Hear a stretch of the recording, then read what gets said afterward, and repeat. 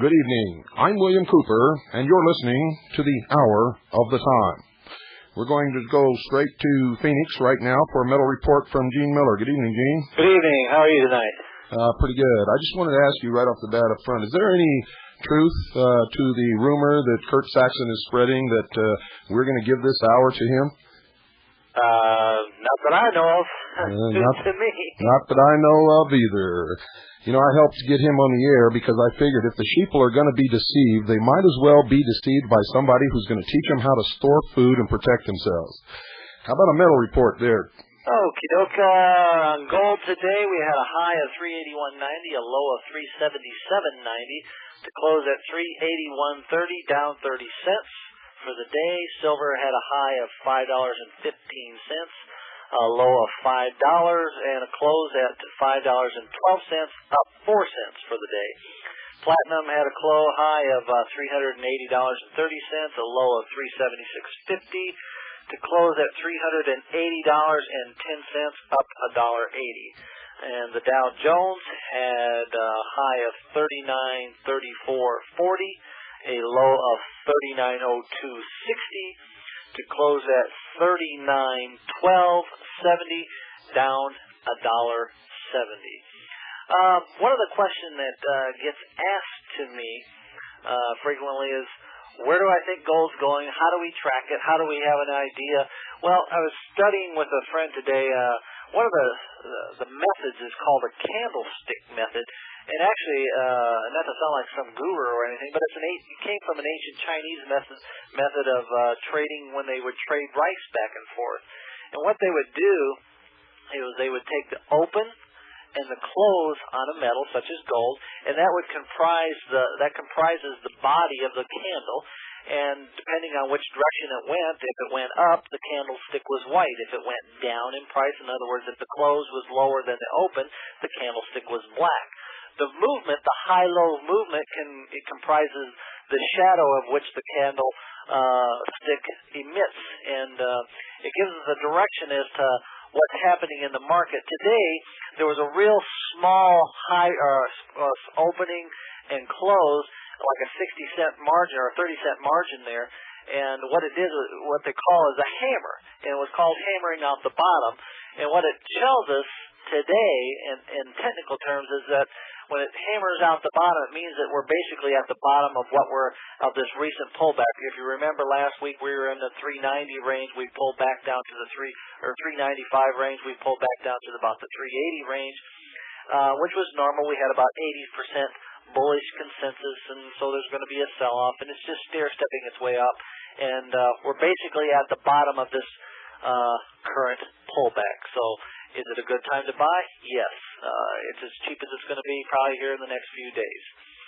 A couple other things. Question about retirement accounts. When we did the program last week, I basically ran out of time. The hour went a lot quicker than I thought it was going to go. There is a way, and as far as retirement accounts, because there's many people, in fact, most people have some sort of IRS. Some people have what they call SEPs, self-employed pension plans. Both of those are qualified that you can take them out of cash, out of Federal Reserve notes that are rapidly losing their value, and you can put them into gold. You can put them into gold bullion. You can put them into non-confiscatable numismatic coins. There's a number of different directions you can go. Some of this stuff is just new, recently available to the public, and so you might want to call and ask us for some information regarding what can you do with your IRAs, or what can you do with your retirement accounts. How can you protect yourself? How can you get out of the government having total control of your money? Well, that's illuminating. Yeah. As far as the numismatic coins, they're doing very well yet. Those that are into the Morgans and the peace dollars, they're doing extremely well. We have a very limited number of those available, but those that may be interested, and they're continuing to go up. I do have a special that I'm going to run here. In fact, you may want to write our number down real quick here. It's 1-800-289-2646. Number one, call us and get our new updated newsletter and our information that we have out for the 1994. It's all free and free to you, and it'll give you a good education as far as what's going on in the market. Tonight, the phone lines will be open for about 15 minutes. Normally at this time, the phone lines are closed and you just get an answering machine. But I got 3 bags of junk silver. I mean, this is excellent stuff as far as protection.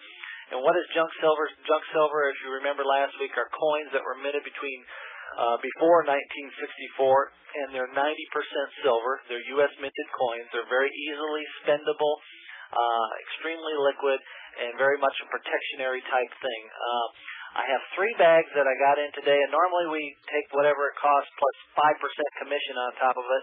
These 3 bags and these 3 bags only, we're going to get rid of them at a 3% commission, which saves you about $75. If you call within the next 15 minutes, I'll be here. There's somebody at the front desk to answer the phone. It's 1-800-289-2646. The price on a junk bag, just so you know, there's 715 ounces of silver in a junk bag of silver.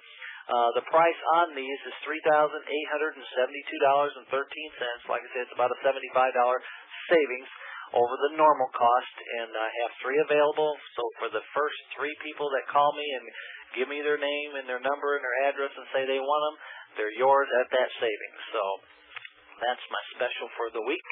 And I think that's about all I have to say. How's everything going on your end, Bill? Well, I'm getting well, and Carolyn's sick. My voice is still not too good. My throat is still sore, but I feel a lot better. Carolyn is flat on her back now, and that's why she wasn't introduced at the beginning of the show.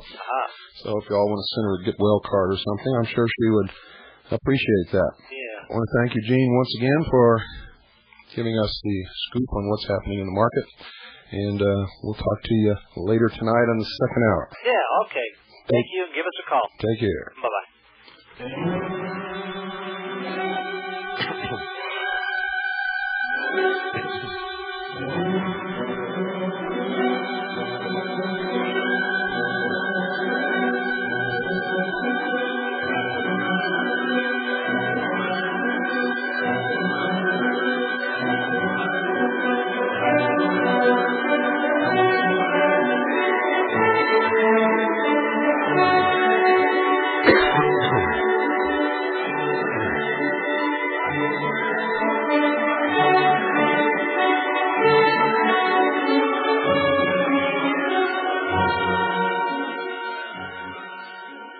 Well, for those of you who have not been listening or just tuned in or maybe started listening last Thursday and are not catching the later shows, you had either better catch the later shows or send for the tapes or have a radio that has a tape recorder in it so that you can record these broadcasts if you're sleeping. And if you don't know how to do that, folks, if you got a radio that you can program to come on and stay on for 1 hour, all you need is a quiet room, put that radio in there, program it to come on at whatever hour that you want to tape, and put a voice-activated tape recorder right beside it. So if you don't have a tape recorder in your radio, that's the way to do it. The voice tape recorder, if you put it on record, not pause now, you have to put it on record, and then leave the room, make sure it's a quiet room. The recorder will not record, but when the radio comes on and noise starts coming out of that speaker, it will activate the voice activation in the tape recorder, and it will record the entire hour. So that's just one way you can do it, and that suggestion was sent in by one of our listeners who did not have a tape recorder in his shortwave radio.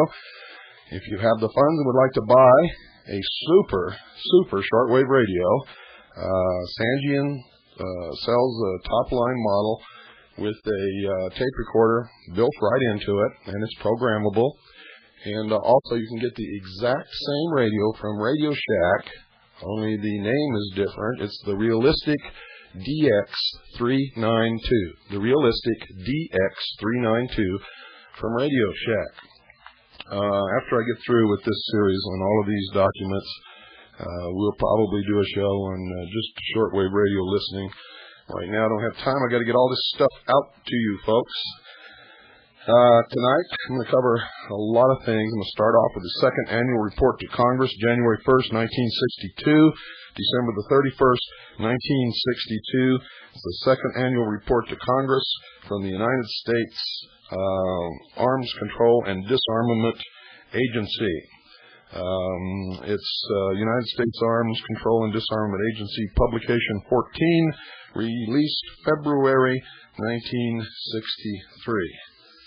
So pay attention, folks. You need to know all of this. And okay, I'm going to read from page 10 of this report. The United States plan also provides for the reduction of forces of the United States and the Soviet Union to 2.1 million in Stage 1 and 1.05 million in Stage 2, with corresponding reductions by other nations. Stage 1 of the U.S. plan contains essential measures to meet the nuclear threat, especially by a cutoff of the production of fissionable materials for nuclear weapons purposes. Further measures to reduce and eventually eliminate nuclear weapons remaining in national arsenals would be carried out in Stages 2 and 3 of the United States program after the completion of international expert studies. The United States proposes completion of Stages 1 and 2 in 3 years each, and Stage 3 as soon as possible. Now, they never did stick to their 3 years. It took them a lot longer than that for both Stages 1. We are in Stage 2 right now. According to the timetable, we have 1 more year in Stage 2, and then it goes to Stage 3. Now, remember, these are actual documents, folks, that you can look up yourself. I've been reading directly from actual United States government documents since the early show last Thursday. This is the 5th hour of broadcast of these documents, which reveal that our government, the one that calls itself our government, is in fact illegal, unlawful, unconstitutional, treasonous, and is destroying this nation from within to bring about a one-world totalitarian socialist government under the United Nations. It is not conjecture. It is not Looney Tunes. It's not prophecy, as Mr. Kurt Saxon deems it. It is fact, and it's coming to you right out of these documents that prove it beyond any shadow of any doubt. And by the way, folks, if you see a black helicopter flying in your area, don't report it to us, because according to Kurt Saxon, it's only a UFO. I'll tell you, I never laughed so hard in my life as I did during the last hour listening to Kurt Saxon. But I helped him get on radio because he does teach you how to store food, teaches you how to defend yourself, and a few other things. But, folks, you better be listening with the right ear when you listen to that man and all these other people, too. He was, in fact, one of the first founding members of the Satanic Church in America. He was, in fact, as he said, kicked out of the John Birch Society because he was subversive. Ladies and gentlemen, that man is not on our side. According to his own broadcast, as soon as they get rid of all the people who should never have been born, then this is going to be a better world. Instead of calling in and asking the questions that you do, why don't you call in and ask him who those people are? Who's he talking about? You might find out that you're on his list. Then again, you might find out it's somebody else. It might be all the black people, or all the red people, or all the Chinese people. I guarantee it's somebody that doesn't look like him. Guarantee you that. I continue. Ladies and gentlemen, provision is also made for appropriate inspection and verification at all stages. Adequate assurance must be provided not only as to arms destroyed, but also as to permitted levels of retained arms. It is not anticipated that verification would have to be excessive to be effective, but its intensity would be commensurate with the specific disarmament measure under consideration. The United States has suggested a progressive zonal system of inspection as a possible way of assuring observance of the treaty.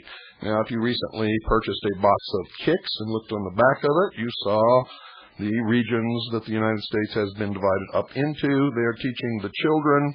Of course, most parents don't pay any attention to what's on the cereal box, nor what children watch on television, nor what children watch in their movies and videos. So, of course, most of you parents don't even know that.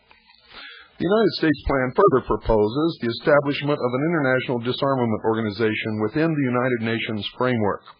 It also contains specific provisions for a prohibition against placing weapons of mass destruction in outer space, the institution of measures aiming at reducing the risk of war, which could be initiated prior to the conclusion of an overall disarmament treaty, and the strengthening of peacekeeping arrangements through improved procedures for peaceful settlements of disputes and the eventual establishment of an international peace force.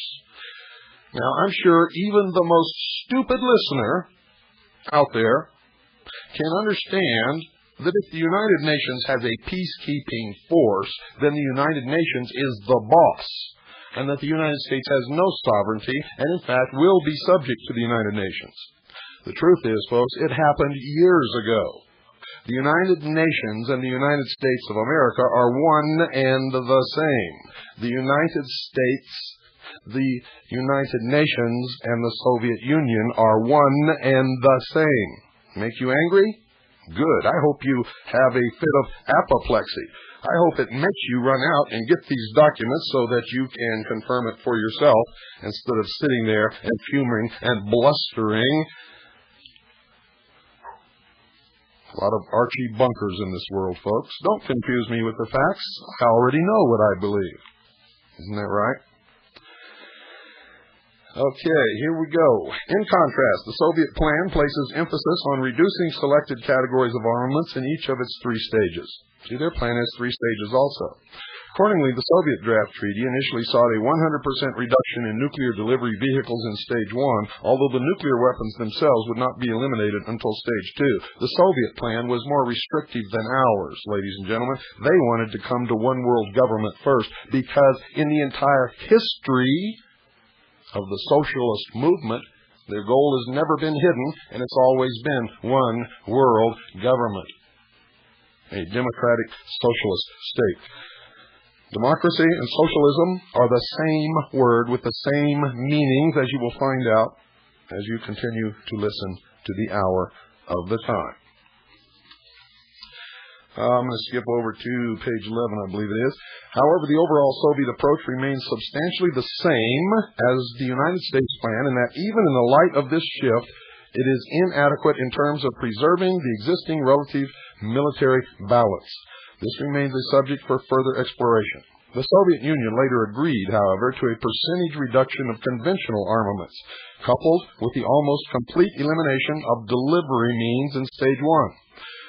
It also insists on the abolition of all foreign military bases and the withdrawal of all foreign troops from abroad. On the matter of force levels, the Soviet Union originally proposed Stage 1 levels of 1.7 million for the United States and the Soviet Union, and Stage 2 levels of 1 million, although later expressing a willingness to accept a level of 1.9 million for Stage 1. The Soviet position on verification calls only for arrangements to verify the destruction of agreed numbers of armaments. It makes no provision for a check of remaining levels to determine, for example, whether weapons have been secretly hidden. According to the initial Soviet plan, all three stages were to occur over a 4-year period, with Stage 1 being carried out in 21 months. The overall time period was subsequently extended to 5 years, with Stage 1 extended to 2 years. Although the Soviet plan also advocates reliance upon a strengthened United Nations to maintain peace. You see, folks? This is way back there, ladies and gentlemen. This was written, remember, 1963. 1 year after the documents that I read to you last Friday. A key task involved backstopping the United States delegation to the 18-nation Disarmament Committee meetings in Geneva beginning in March 1962, including detail of Secretariat personnel to the United States delegation, Secretariat, communications and documentation to and from Geneva, and liaison with the Department of State's Office of International Conferences on administrative and personnel arrangements for the delegation. Under reference research staff, on page 45, another prominent activity of this staff arises from Executive Order number 11044 on interagency coordination of arms control and disarmament matters. See Appendix 1. Under this order, the Director of ACDA is responsible for planning and developing a program of government research and studies on arms control and disarmament policy. The order enjoins him to maintain a continuing inventory of government research activities and to submit to parties to the treaty and other transition requirements have been satisfied. And from that point on, it is a carbon copy of the blueprint for the peace race presented to the United Nations by President John Fitzgerald Kennedy. Nothing was changed. And I'll remind you that under Stage 2, Paragraph 2, Subparagraph 8, specified types of small arms, declarations by types, which is happening right now, and specified categories of ammunition for armaments listed in Stage 1, Section A, Subparagraph 1B, and Subparagraph B above would be reduced to levels consistent with the levels of armaments agreed for the end of Stage 2. And they're not talking, ladies and gentlemen, about military armaments there. Go to page 82, General Provisions Applicable to All Stages. And under Paragraph 2 in the Interim Agreement, it talks about a preparatory commission. And, let me see, Paragraph 3, Subparagraph C. The treaty would come into force when it had been ratified by a blank number of states which had not been agreed upon at this time, including the United States of America, the Union of Soviet Socialist Republics, and an agreed number of the following states. Again, that's left blank because it had not been agreed upon at that particular point. D. In order to assure the achievement of the fundamental purpose of a permanent state of general and complete disarmament in a peaceful world, the treaty would specify that the accession of certain military significant sites would be essential for the continued effectiveness of the treaty or for the coming into force of particular measures or stages. Notice, folks, how they keep referring to disarmament in a peaceful world. There has been no peaceful world in the history of the world. The world is not at peace now, and we continue to disarm. E. The parties of the treaty would undertake to exert every effort to induce other states or authorities to accede to the treaty. F. The treaty would be subject to ratification or acceptance in accordance with constitutional processes. Now, folks, remember, they're talking about all the nations of the world, most of whom don't have a constitutional process. Thereby, when they say constitutional process, that's meant to fool Americans into thinking it's going to be done by our Constitution. It's not true. It will be done according to the United Nations Charter, the United Nations Treaty, and the resolutions passed by the General Assembly of the United Nations. And none of it is a constitutional process. G. A depository government would be agreed upon which would have all of the duties normally incumbent upon a depository. Alternatively, the United Nations would be the depository. Now listen to that carefully, folks. I'm going to read it to you again. Here they say that the United Nations will be the depository government of the world, which will oversee and have all of the duties normally incumbent upon such a government. I'm going to read it to you again. G. A depository government would be agreed upon which would have all of the duties normally incumbent upon a depository. Alternatively, the United Nations would be the depository. Welcome to the real world, sheeple. It's about time you left the theme park and came out into the real world. The gates are closing. Your e-ticket is no good anymore. So even if the rides kept going around, they're not going to take your ticket. I now have here Public Law 101-216. Public Law 101-216 from the United States Code, Congressional and Administrative News, Volume 2, R347, 1989, V.2, whatever that means. Public Law 101-216. It was H.R. or House Resolution 1495, December the 11th, 1989. So if you're sitting there thinking, Cooper's reading all this old stuff that they never implemented and he's trying to scare us, listen to this, sheeple. Listen to this, Archie Bunker. Listen to this, all you good people who have already awakened and just need the ammunition to be able to fight. I'm giving it to you now. Public Law 101-216, which was H.R. 1495, December the 11th, 1989. Arms Control and Disarmament Amendments Act of 1989. So this isn't a new act, ladies and gentlemen. These are disarmament amendments of the original law that I've been reading to you. For legislative history of the Act, see page 1292, and on that page it recounts everything that you've heard from me since Thursday. So I'm going to go directly to these amendments. An act to amend the Arms Control and Disarmament Act to authorize appropriations for the Arms Control and Disarmament Agency and for other purposes. Being enacted by the Senate and House of Representatives of the United States of America in Congress assembled. Section 1, short title. This act may be cited as the Arms Control and Disarmament Amendments Act of 1989. Title 1, Arms Control and Disarmament Agency. Section 101, Authorization of Appropriations for Fiscal Year 1988. Section 49A of the Arms Control and Disarmament Act is amended to read as follows. Section 49A, to carry out the purposes of this act, they are authorized to be appropriated, A, $36 million for the fiscal year 1990 and $37,316,000 for the fiscal year 1991, and B, and this is the key, such additional amounts as may be necessary for fiscal years 1990 and 1991 for increases in salary, pay, retirement, other employee benefits authorized by law, and other, quote, non-discretionary costs, unquote, and to offset adverse fluctuations in foreign currency exchange rates. How do you like that? And these monies are not disclosed. Section 102, duties of the Deputy Director. Go down to Section 103, duties of the Special Representatives.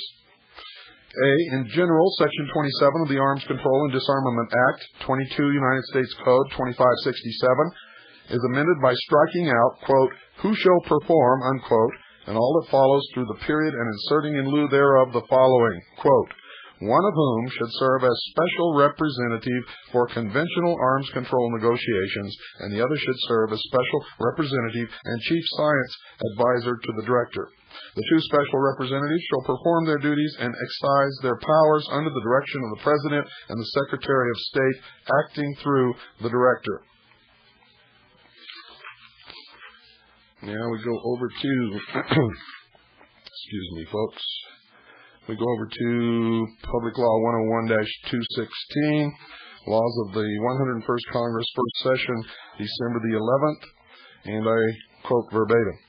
The Director of the United States Arms Control and Disarmament Agency should study and report to the Congress on the advisability of establishing in the agency an Arms Control Implementation and Compliance Resolution Bureau or other organizational unit that would be responsible for, number one, managing the implementation of existing and future arms control agreements, two, coordinating the activities of the Special Verification Commission and the Standing Consultative Commission, and three, preparing comprehensive analysis and policy positions regarding the effective resolution of arms control compliance questions.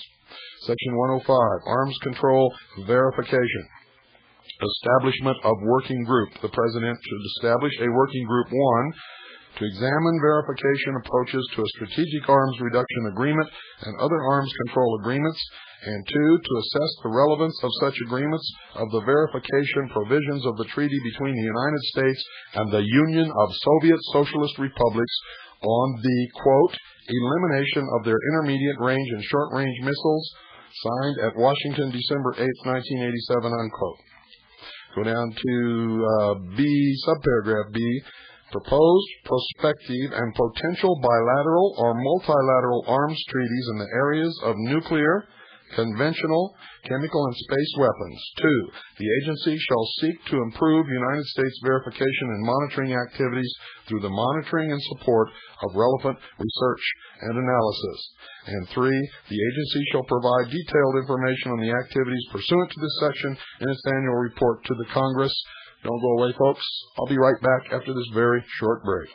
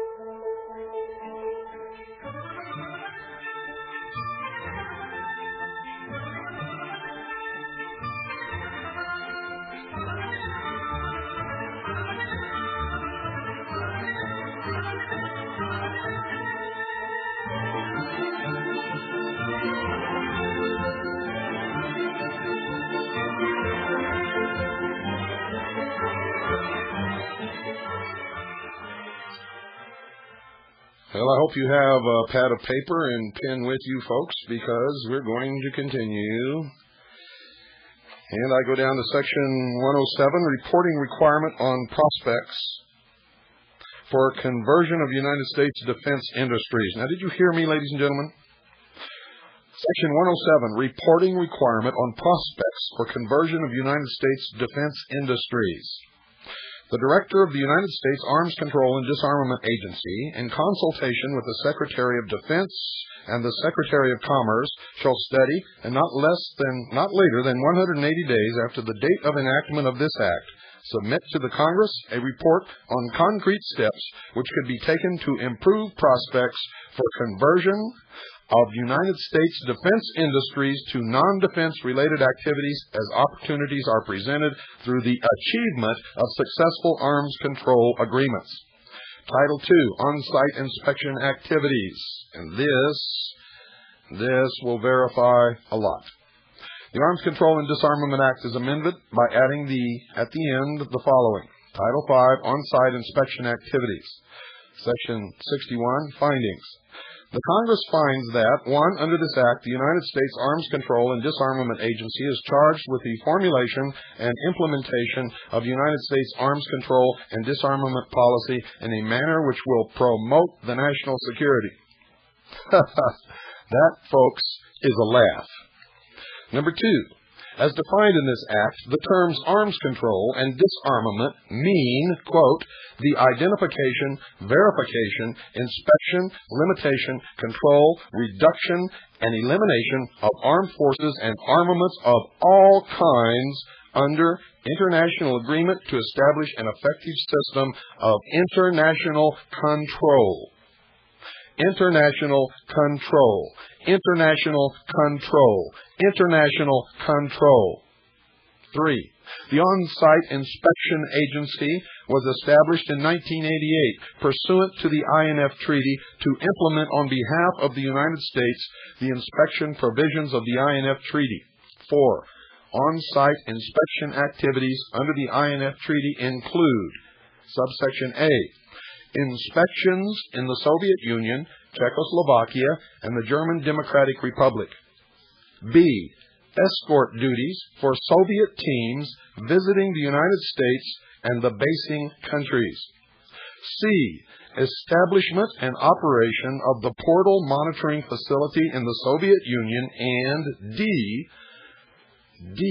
listen to this very carefully, sheeple, Support for the Soviet inspectors at the Portal Monitoring Facility in Utah.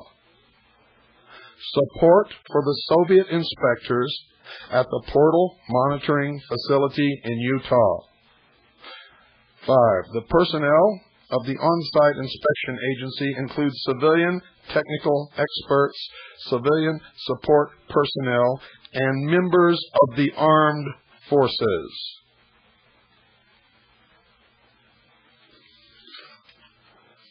And I go now to Public Law 101-216.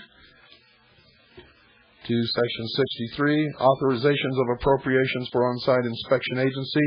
They are authorized to be appropriated $49,830,000 for fiscal year 1990 and $48,831,000 for fiscal year 1991 for the expenses of the on-site inspection agency in carrying out on-site inspection activities pursuant to the INF Treaty. Section 64, definitions as used in this title. The term INF Treaty means the treaty between the United States and the Union of Soviet Socialist Republics on the elimination of their intermediate range and shorter range missiles signed at Washington December 8, 1987. And 2, the term OSIA means the on-site inspection agency established by the President or such other agency as may be designated by the President to carry out the on-site inspection provisions of the INF Treaty approved December the 11th, 1989. Act cited by popular name. This is from the United States Code 1988, Supplement 3, Popular Names, Index.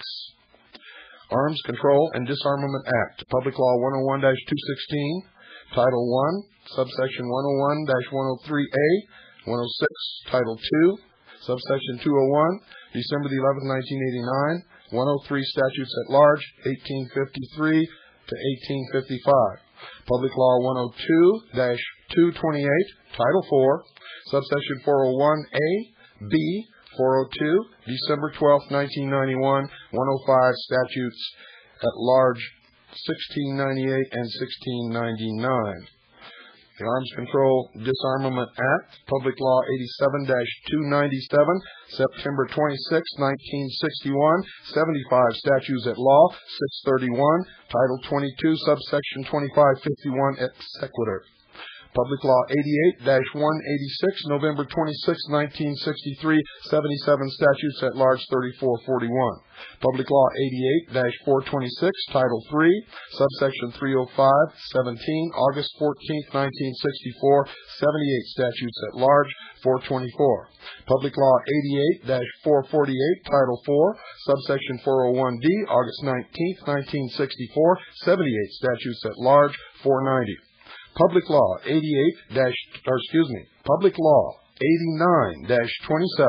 May 27, 1965, 79 Statutes at Large, 118.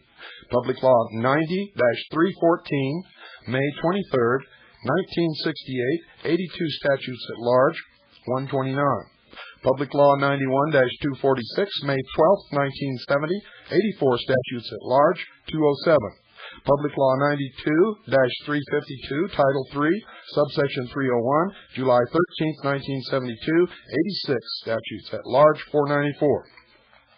Public Law 94-141, Title 1, Subsection 141, 144 through 149, November 29, 1975, 89 Statutes at Large, 757-760. Public Law 95-108, Subsection 2, Paragraph A, 3 to 6, August 17, 1977, 91 Statutes at Large, 871 through 873.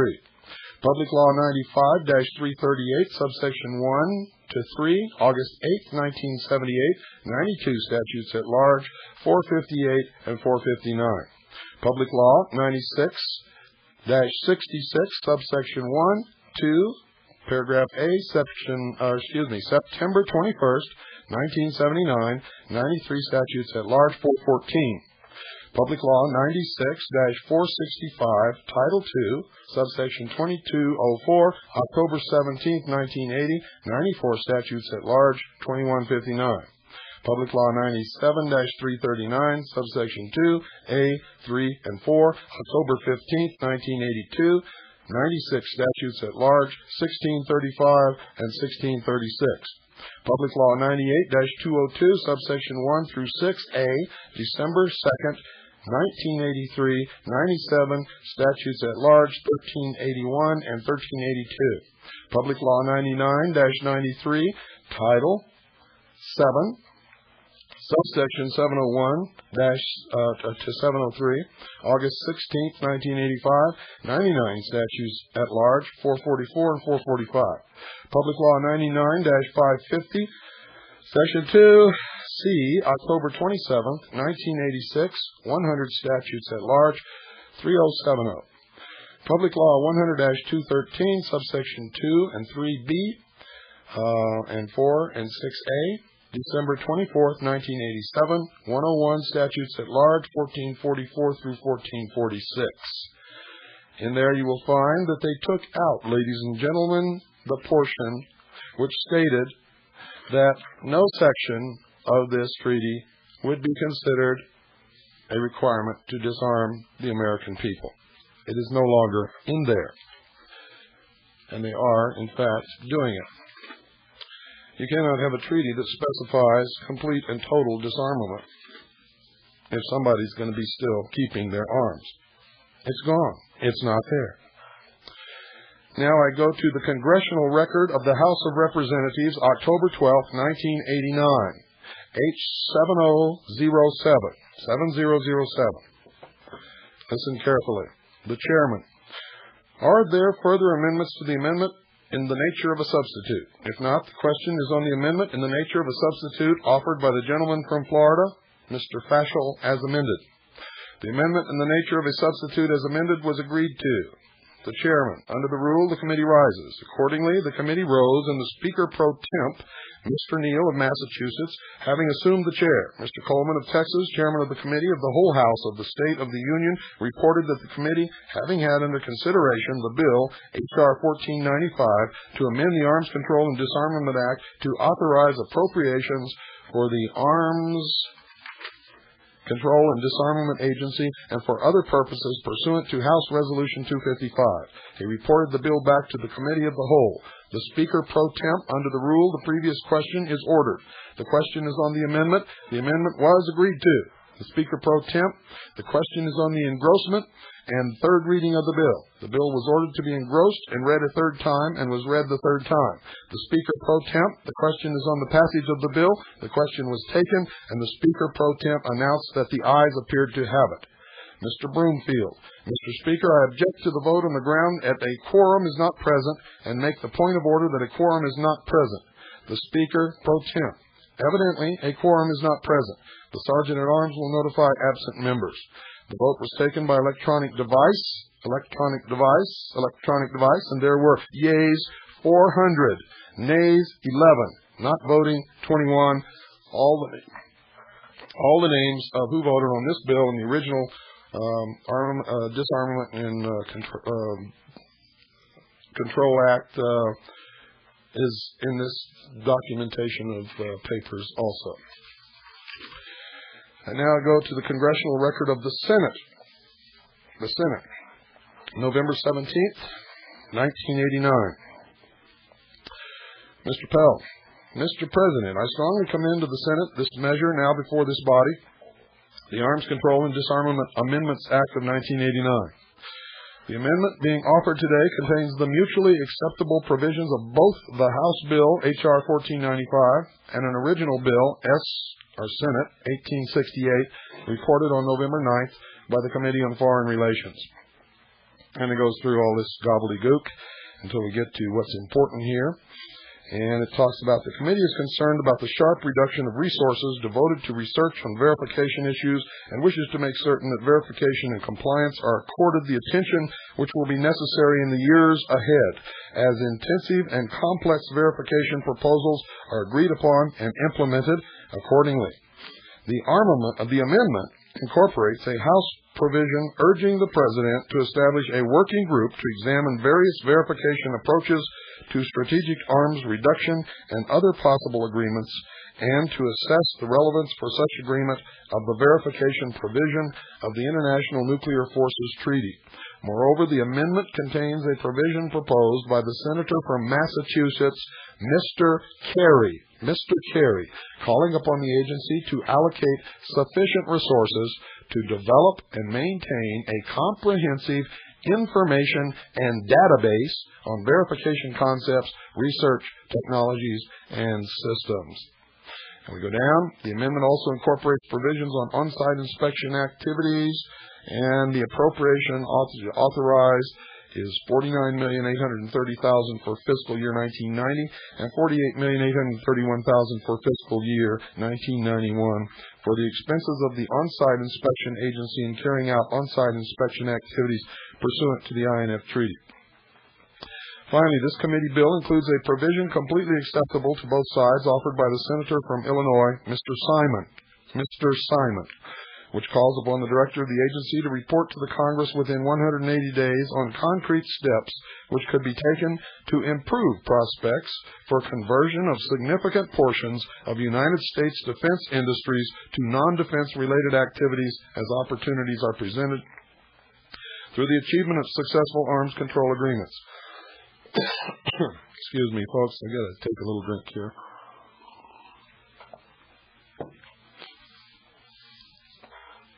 Mr. President, I believe that this amendment provides a reasonable and practical level of authorization. It will ensure that the agency is able to perform its expanding duties in a manner that will bring credit to the United States. Other provisions in this legislation will help ensure that ACDA focuses on the areas of greatest need and will do so with improved management and structure. Mr. Helms. Mr. President, I have a few points to make about the fiscal year 1990 authorization bill for the Arms Agency, but before I make these points, I congratulate my distinguished colleague, the chairman, Senator Pell, for his diligence and leadership in the Foreign Relations Committee's work on this important bill. Senator Pell and I, together with our professional staffs, have cooperated on a spirit of friendship and comity on this bill. That's Jesse Helms and Senator Pell, Claiborne Pell. Mr. President, I would make 3 points at the outset. Number one, in my priority, for the first time, the bill assigns specific duties to improve security at ACDA to the Deputy Director of ACDA. The ACDA Deputy Director is now assigned specific responsibility for managing the important areas of security and administration. This provision was put in the bill in order to correct the serious security problems that were discovered during the 1983-87 period at ACDA headquarters and at the Geneva negotiations. These security problems were so serious that they required new management at ACDA and direct attention at the highest management level. Second, the bill gives the 2 special representatives for arms control and disarmament negotiations specific assignments in, quote, discrete areas, unquote. For example, one ACDA special representative is now assigned specific responsibilities for the high priority area of conventional arms negotiations. Under the heading of conventional arms, under the definitions attached to the bill, is your weapons, ladies and gentlemen. The amendment number 1171 was agreed to. The bill H.R. 1495 as amended was read the third time and passed.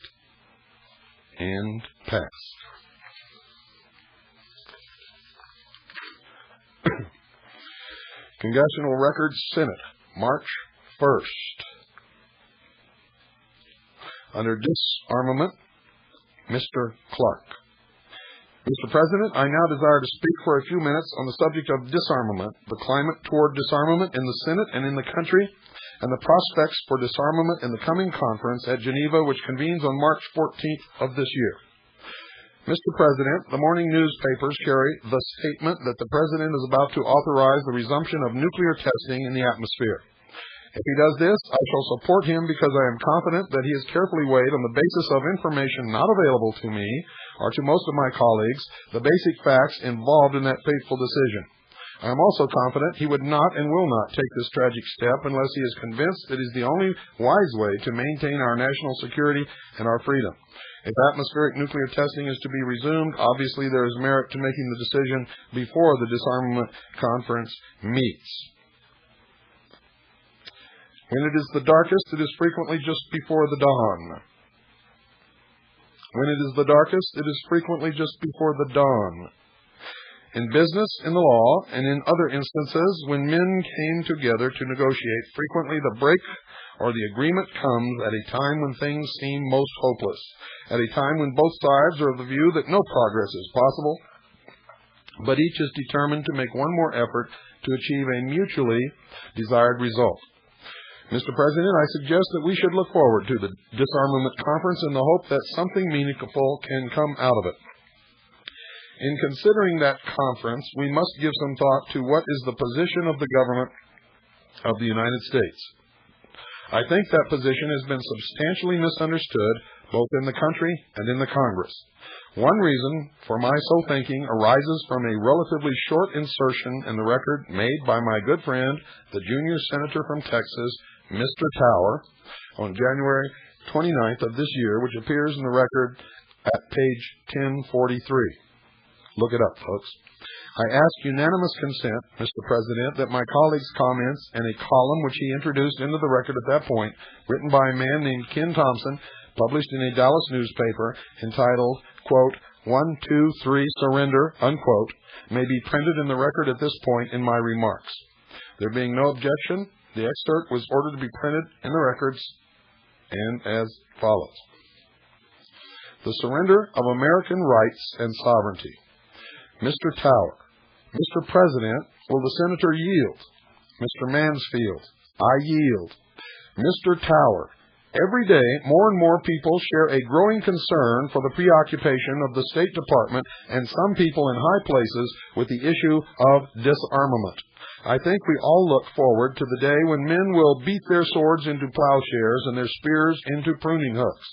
But at a time when Western civilization is confronted by an extreme militaristic threat looking toward world conquest, I think it is naive and unrealistic to be preoccupied with the question of disarmament. We know that the communist conspiracy has no intention of coexisting with us. We know that they are bent on domination of the whole world. I think we show weakness in the eyes of all of the nations at this time in talking of disarmament. In this connection, I ask to have printed in the record a very fine editorial entitled, quote, 1, 2, 3, surrender, unquote, by Ken Thompson, editorial staff writer, published in the Dallas Morning News of January 23rd, 1962.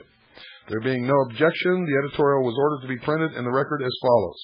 1, 2, 3, surrender, by Ken Thompson. One of the most incredible documents ever to emerge from the foggy corridors of the State Department is a bulletin entitled, quote, Freedom from War, the United States Program for General and Complete Disarmament in a Peaceful World, unquote. Those of you who thought that William Cooper made this all up, now you know I didn't. In fact, all of these will be made available to you. We are in the process of making arrangements to publish everything. As skeptical as I have always been of the measure of good sense and loyalty within the State Department, I never would have believed that these people we call our diplomats could so completely and unabashedly advocate the surrender of American rights and sovereignty until this bulletin appeared. What it amounts to, in effect, is the official United States position on the subject of disarmament. More specifically, it is the basis of proposals which have already been submitted to the United Nations by the United States. Although this bulletin was published last fall and is available for just 15 cents from the government printing office in Washington, there has been very little attention paid to it. Now remember, folks, it was printed in 1962. Why, I cannot tell you, for it is certainly the most fantastic harebrained blueprint for surrender on record. Old Nikita himself might just as well have written it. And if more of the American people knew about this scheme, there would be a nationwide uproar that would make the reaction to the Alger Hiss scandal look like another era of good feeling by comparison. For those of you who don't know, Alger Hiss was a communist who had infiltrated our government at high levels, and it was Alger Hiss himself, sent by the President of the United States, who wrote the United Nations Charter. It was Alger Hiss who is mainly responsible for the formation of the UN in the form that it has taken. And it is Alger Hiss who is responsible for convincing the President and his advisors to go along with the whole scheme, ladies and gentlemen. Communist. Now, if you've been reading the liberal press, now that the socialists and communists are in charge, you know that there is a move afoot to exonerate Alger Hiss. To exonerate him. I continue. Last September, President Kennedy addressed the United Nations and spoke of the desire of the United States to reach an agreement on disarmament. His stand has been echoed by Adlai Stevenson, our chief delegate and ambassador to the United Nations. Where Kennedy and Stevenson spoke in general terms, the State Department bulletin deals in specifics. It supplies the term for those vague goals the administration hopes to gain through the United Nations. What are these terms? The State Department document summarizes the proposals as a new program which provides for the progressive reduction of war-making capabilities of nations and the simultaneous strengthening of international institutions to settle disputes and maintain the peace. This program is broken down into 3 phases or parts. In the first phase, all nuclear weapons tests by nations would be prohibited, production of fissionable materials stopped, strategic delivery systems reduced, and conventional arms and armed forces would be cut. In the second phase, present stocks of nuclear weapons would be reduced, further cuts would be made in armed forces, armaments and delivery systems, and military bases and facilities would be dismantled. At the same time, a peace force would be established for the United Nations. In the third and final phase, all nations would possess only those forces, non-nuclear armaments, and establishments required for the purpose of maintaining internal order. They would also support and provide agreed manpower for the United Nations Peace Force. This force would be fully functioning and would be sufficiently strong to overpower any individual nation or combination of nations resisting its will. Now I'm going to read that again for all you silly, stupid people out there who think that this is funny. This force would be fully functioning and would be sufficiently strong to overcome any individual nation or combination of nations resisting its will. There you have it, ladies and gentlemen. 1, 2, 3, bingo! The United Nations rules the world. Good night.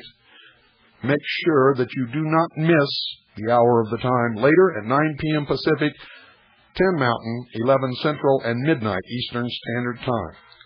God bless you all.